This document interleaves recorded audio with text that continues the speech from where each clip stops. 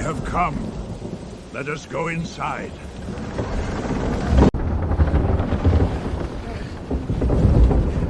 Noah, what do we do, Father? Have faith in God. He will protect us.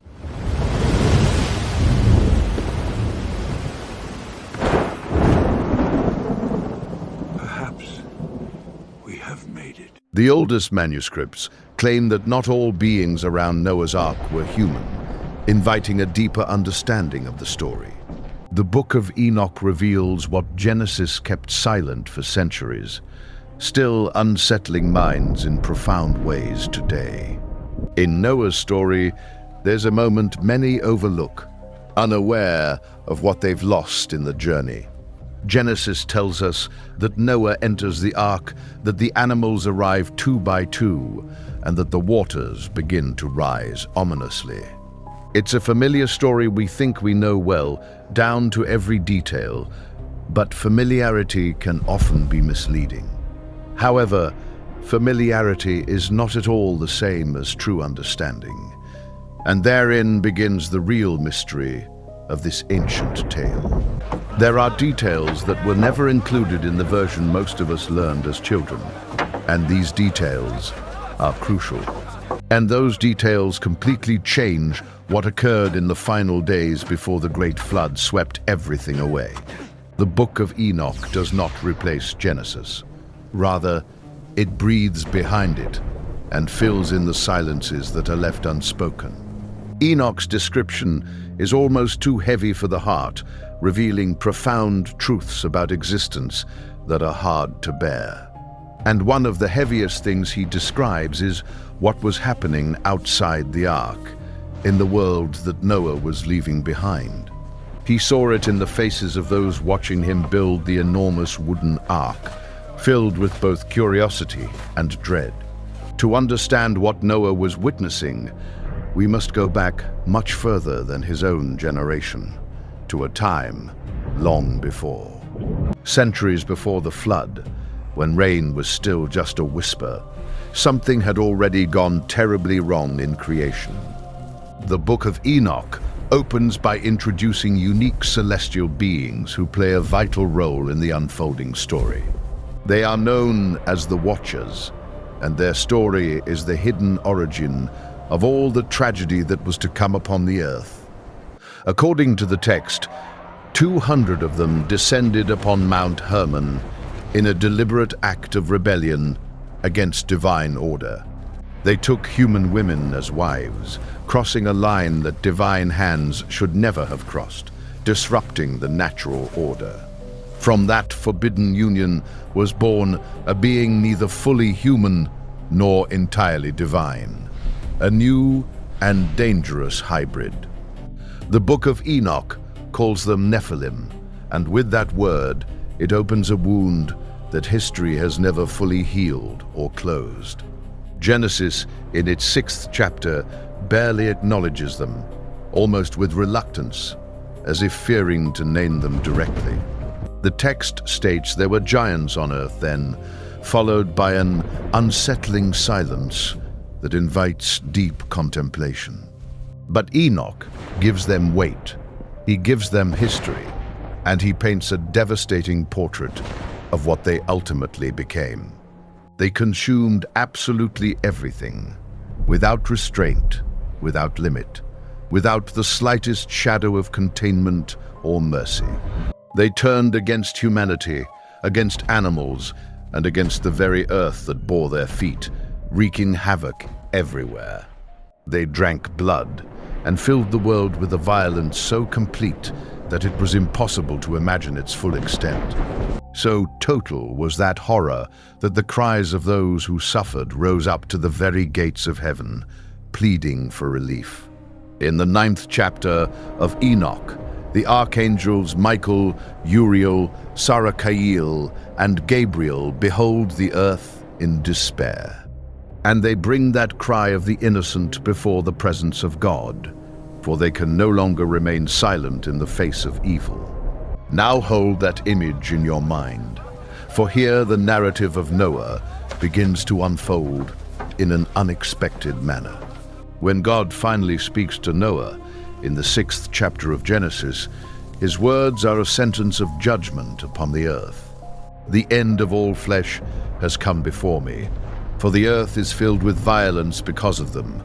A dire proclamation indeed. That word, violence, is not a metaphor there. It is the exact report that the angels had already brought to heaven. The earth had been saturated and corrupted to a level far beyond mere human sin. A deep spiritual crisis had emerged. And Noah, righteous and blameless in the midst of his generation, as Genesis affirms, was surrounded by all of this chaos. The Book of Enoch and the Book of Jubilees suggest something disturbing about those years leading up to the flood. Noah was not merely a man who kept his faith in silence while the world crumbled around him. He was much more than that. Noah was, above all, a direct witness to that which no later narrative dared to fully describe or comprehend. He saw the Nephilim with his own eyes, and he knew exactly what the Watchers had unleashed upon the earth. The giants he saw were not creatures of a distant legend, nor ghosts of a long-forgotten myth. They were his neighbors. They were the very figures who walked the same paths he traversed each morning, living in the same world he inhabited. They were the reason why, according to the text, God came to regret creating mankind in the first place. The Book of Giants, found among the Dead Sea Scrolls, adds a chilling detail that sends shivers down the spine. It describes the Nephilim themselves having dreams, troubled and terrifying dreams, in the years leading up to the flood. They dreamed of tablets being submerged under the water, and they also dreamed of an immense and consuming fire. They then sent one of their own to the Watcher Enoch, already imprisoned, to interpret those ominous visions for them. Even the giants could sense that something terrible was approaching from a horizon they could not comprehend. And the answer that Enoch gave them, according to the Book of Giants, brought no possible comfort or solace. What was coming could not be stopped, and what had already been written in heaven was on its way to the earth. This is the world that Noah carried in his chest while placing the first beam of that colossal ark into position. He did not see merely lost human neighbors caught in ordinary sin, but a world torn apart from its very roots by rebellion.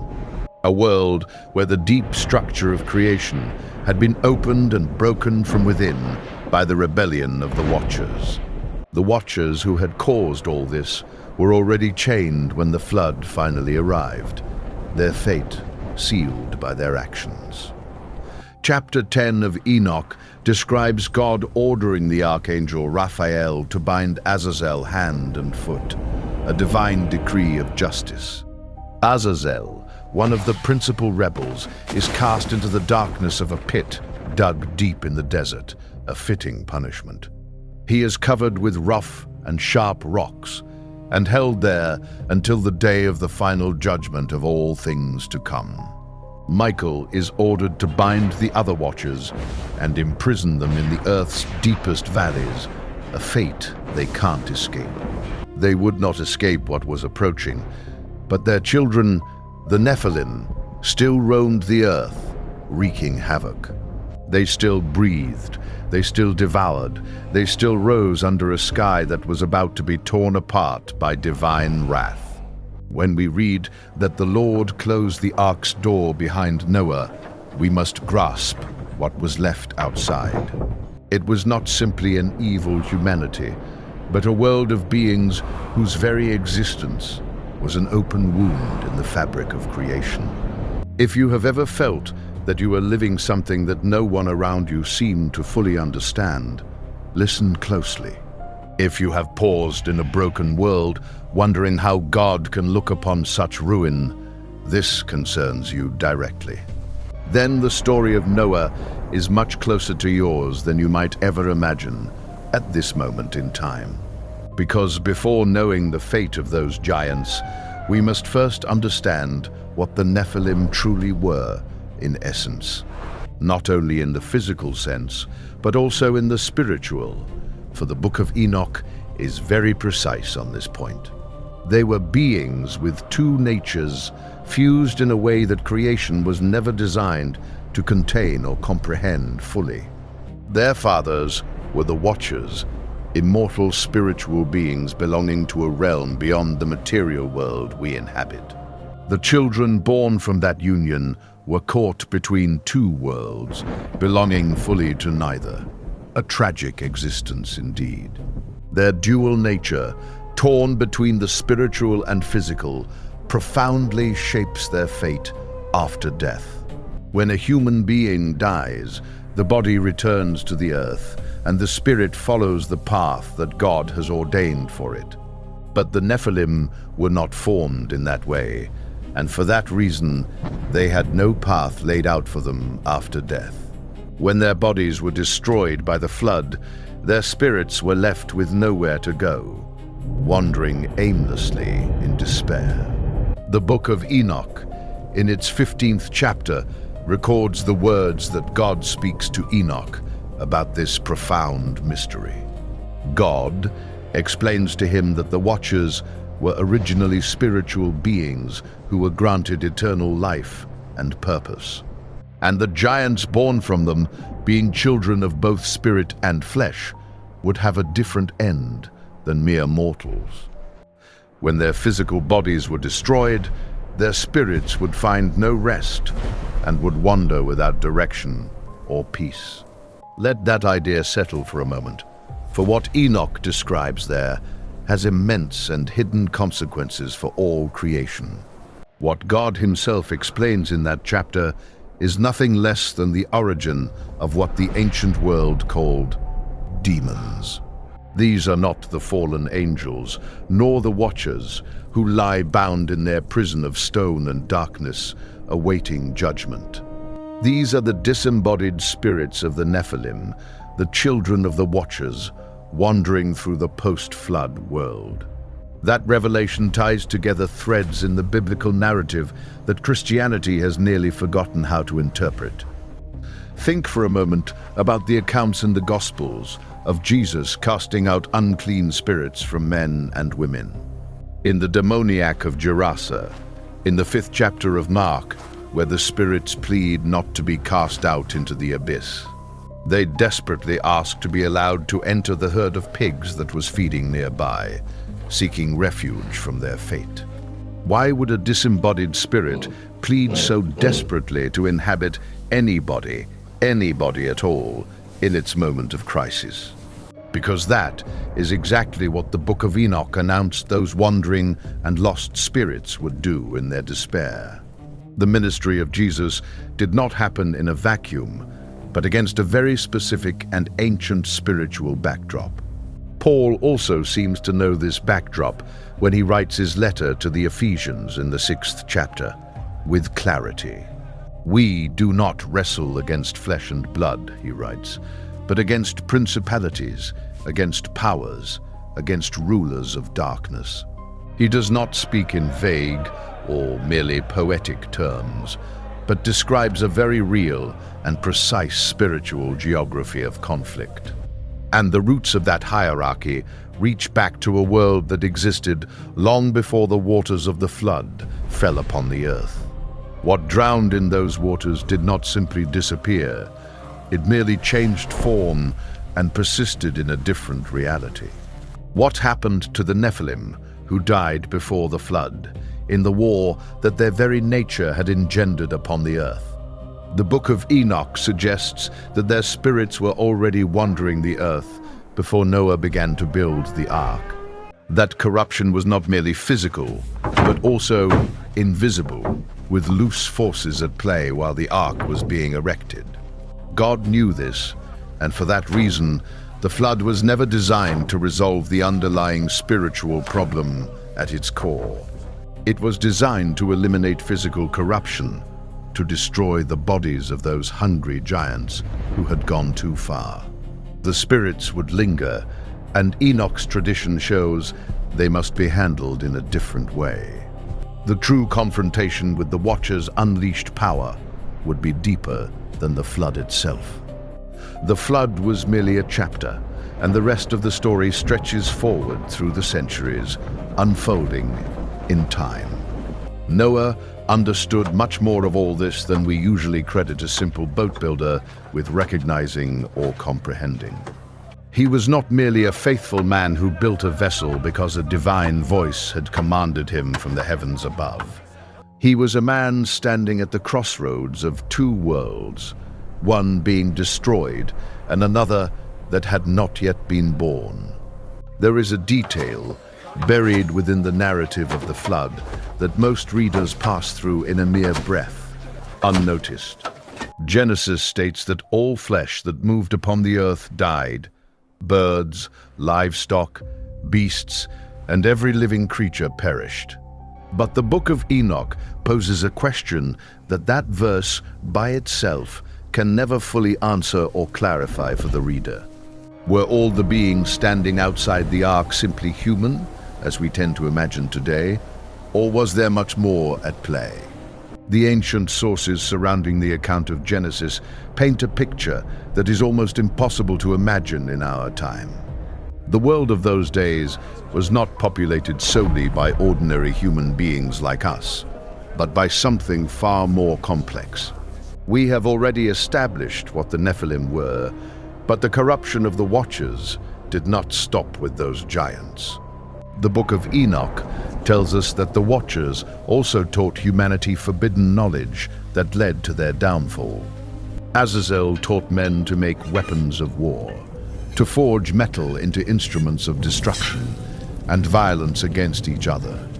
The 8th chapter of Enoch catalogues all this with a precision that resembles more of a record than a mythological tale. And the Book of Jubilees adds another disturbing layer about the generations that preceded the flood and their fate. The mixing did not stop between human women and angelic watchers, but also extended to the animals of the earth. The 5th chapter of Jubilees discusses the corruption of all flesh on earth, affecting not just humans, but all creation. That is why Genesis says that God looked upon the earth and saw that all flesh had corrupted its way upon it. Imagine, then, the world that Noah inhabited in those final years, in the last days of a doomed era filled with despair. It was a world where the very categories of created being had been violated beyond all recognition and understanding. Giants walked upon it with appetites that no harvest could satisfy, and no army could contain. A terrifying reality indeed. This was the world that needed to be washed clean, and Noah, says Genesis, was perfect among his contemporaries. The Hebrew word used there, tamim, means without blemish, without defect, without any trace of corruption whatsoever. In a world where the very lineages had been contaminated, the blood of Noah had remained intact and pure, a miracle. Now consider what it would have meant to be that man, to carry that knowledge, and to see what he saw every single day. To behold the Nephilim moving through the landscape with their terrible size and their insatiable hunger for destruction. The Book of Joshua, mentioned in Joshua and 2 Samuel, extends the period of construction of the ark significantly. It describes Noah preaching to the people around him, warning them, pleading with them, announcing what was to come. The Nephilim would have been among those who listened, and they would not have felt any fear or concern whatsoever. Their fathers had broken the greatest boundary that exists, the one that separates heaven from the earth of men. A man raising a wooden vessel under a clear sky was, to them, the most absurd spectacle they could ever imagine. But there is something that the Book of Giants reveals to us that casts all this in a different light entirely. The giants, as we noted before, began to dream, and they were not gentle dreams nor peaceful images that came to them. In a narrative preserved in the fragments of the Dead Sea Scrolls, a Nephilim named Ohia dreams of a gigantic tree. He dreams of that tree being uprooted, of a garden consumed, of a power advancing against everything he knew. He wakes up terrified and discovers that his brother Haya has dreamed something astonishingly similar that same night. Because the body can be strong, and yet the spirit can tremble deep within its very marrow, a profound truth indeed. You can measure several meters in height and feel, deeper than bone, that your time has finally come to an end. The giants who had terrorized the earth had made all of humanity cry out to the very heavens for deliverance. Those who had devoured and destroyed without the slightest remorse felt the end approaching before it ever arrived. And they had no ark.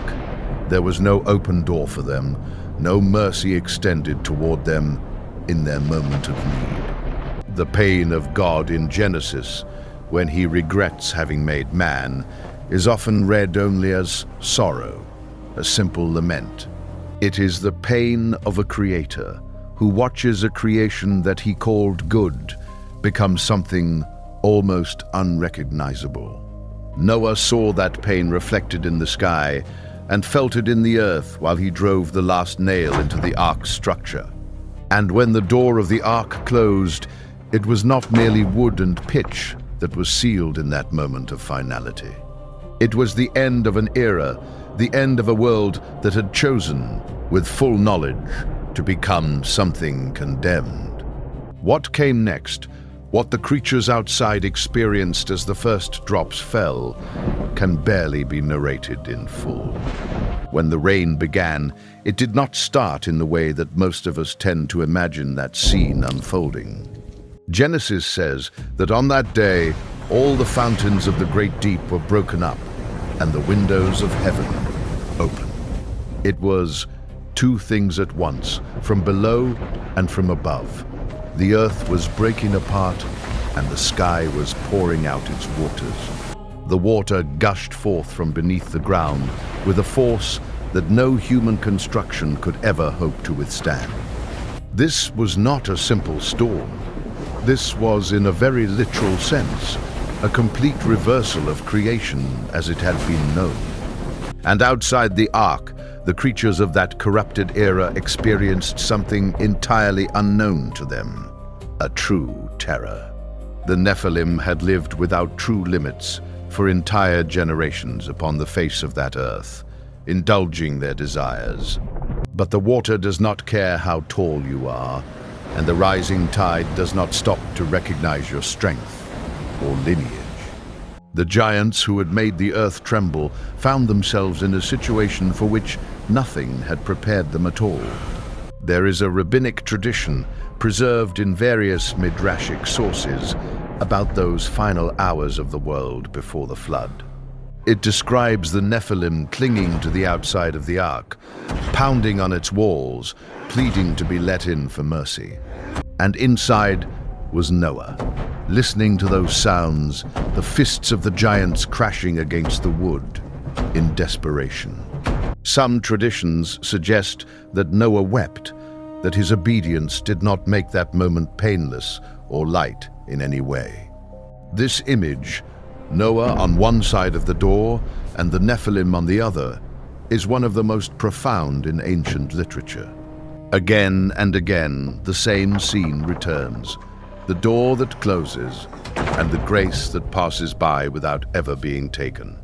Jesus uses this same image in the parable of the 10 virgins, where the door closes for those who are late to arrive. Those who remain outside cry, "Lord, open to us," and the response they receive is simply, "I do not know you." The ark is not merely a boat, it is a theological structure, a figure representing being inside or outside of mercy. Peter understood this, and in his first letter, he connects the ark directly with the salvation of those who believe. He speaks of those who were disobedient while the patience of God waited in the distant days of Noah's time. That waiting means that the door was open for years, that the invitation was extended over decades of time. And yet, despite all that time and all that waiting, in the end, the door was closed just the same, a tragic reality. For the Nephilim, there was never a realistic path to that door, for their very nature was the problem that barred them. It was not merely what they chose. They had not simply sinned. They were sin made flesh in a particular way. And yet the Book of Enoch does not treat them as mere villains deserving of a simple and unnuanced ending. There is a pathos in the Book of Giants that is truly difficult to ignore completely, revealing their tragic plight. These beings dreamed terrible dreams and sent messengers to Enoch, seeking some possible interpretation of their fate. They felt the sentence approaching without possessing any framework to understand what it truly meant for them.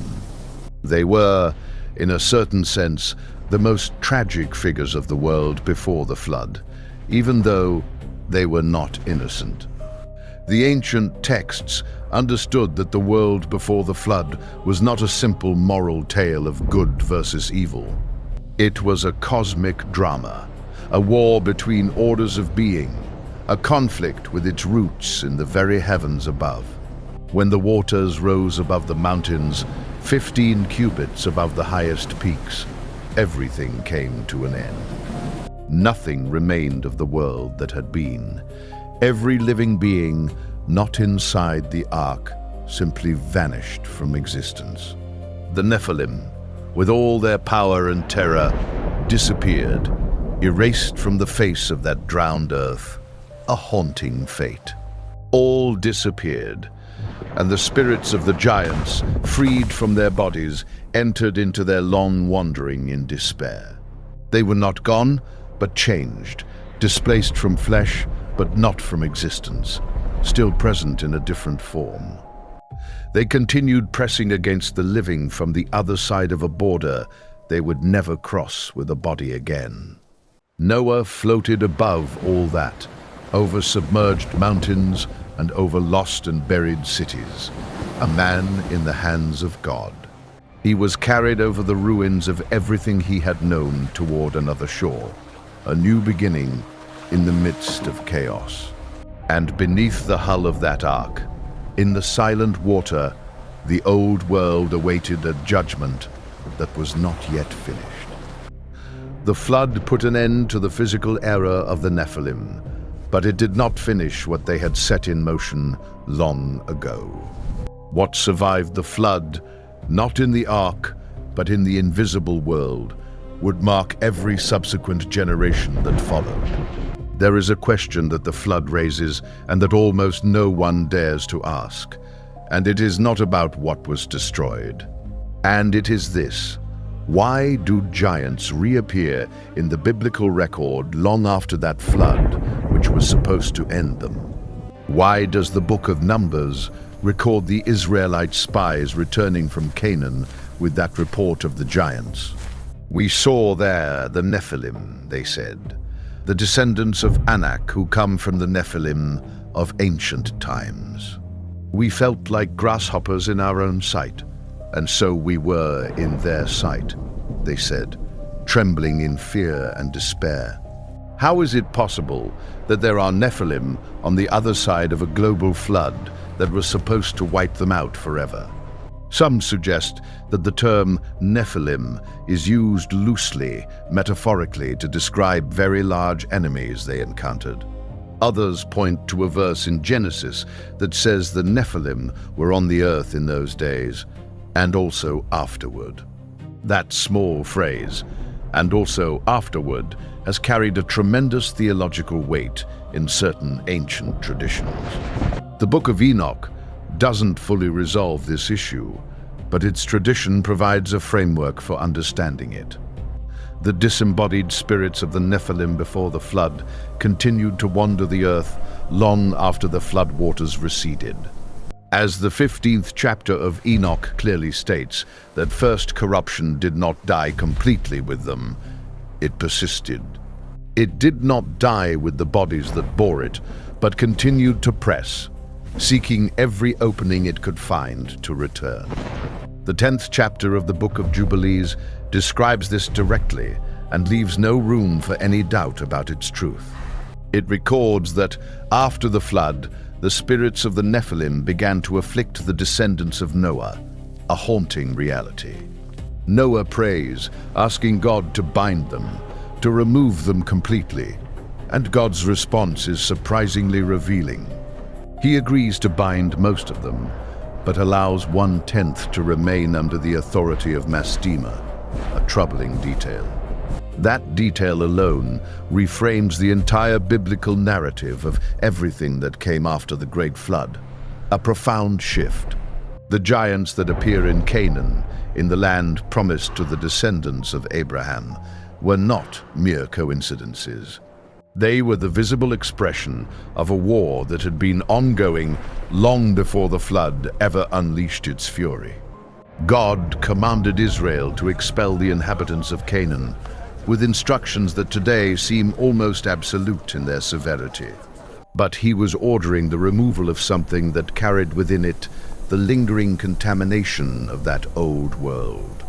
The giants of Canaan, like Og of Bashan, whose bed was 9 cubits long, were not simply very tall men, but much more. They were the continuation of a problem that the flood had addressed, but had not resolved for all time. A haunting truth. And David understood something about this that we rarely frame correctly when reading that ancient account. When the young shepherd stood before Goliath in the valley of Elah, he was not merely facing an enemy soldier. The text of the first book of Samuel calls Goliath a man of Gath, a city of the Philistines of that time. A giant indeed. David's 5 smooth stones were not just a military preparation against a formidable adversary, but something deeper. They were 5 stones because, as some ancient commentators noted, Goliath had 4 more brothers, a family of giants. David was prepared for all of them, for the battle in that valley was older than either of them could ever have known. This is what the Book of Enoch helps us to see, something that a superficial reading could never reveal on its own. The Bible is not a collection of disconnected stories, but a single narrative about one great war that spans the ages. It is a war that began in heaven and came to earth through the rebellion of the celestial watchers, a cosmic conflict. The visions of Daniel describe angelic princes, spiritual powers assigned to the various nations of the earth. The language of Paul in his letter to the Colossians is not decorative when he speaks of principalities disarmed. What Jesus did in his earthly ministry begins to look very different when you hold all this together in your mind. The expulsion of demons recorded throughout the Gospels was not an incidental part of his mission, but central to it. In the Gospel of Luke, Jesus tells his disciples that he saw Satan fall from heaven like a bright lightning bolt. Every unclean spirit he expelled was a spirit of Nephilim losing its place in the world of the living. A profound truth. Every healing was a restoration of the order that the Watchers had violated in times long past, a cosmic restoration. Every moment of his ministry was, at a level that few sermons reach, a continuation of that flood's purpose and intent. Noah could not have known all this while floating over the waters that completely covered the world he had known. But he had seen enough. He had lived in that world. He had seen the Nephilim moving through it with their terror. He had heard the sounds outside the ark while the waters rose and the old world vanished forever into oblivion.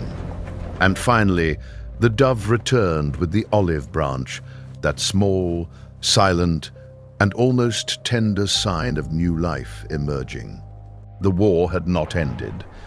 In reality, it never fully ended. Not yet. There were still many chapters yet to unfold. But a chapter had closed, and the ark finally rested upon the mountains of Ararat in a new silence of hope. Something had been preserved, the image of God in human flesh, the line from which the promises would come forth. And no giant, no watcher, no wandering spirit had succeeded in extinguishing that fragile flame of life and hope. What Noah witnessed before that door closed was not merely the end of a condemned world, but a profound truth. It was the proof that the patience of God is real, that his judgment is certain, and that his mercy is powerful. The creatures outside the ark had every possible warning, and the line between inside and outside was not an accident. And that truth does not belong solely to Noah's generation, but it fully belongs to ours as well, a timeless lesson. And perhaps that is the heaviest lesson that the world before the flood left engraved for all who would come after. If this journey through the world before the flood has awakened something in you, there are many more mysteries waiting. Subscribe now to continue discovering together the hidden truths that the scriptures keep silent between the lines.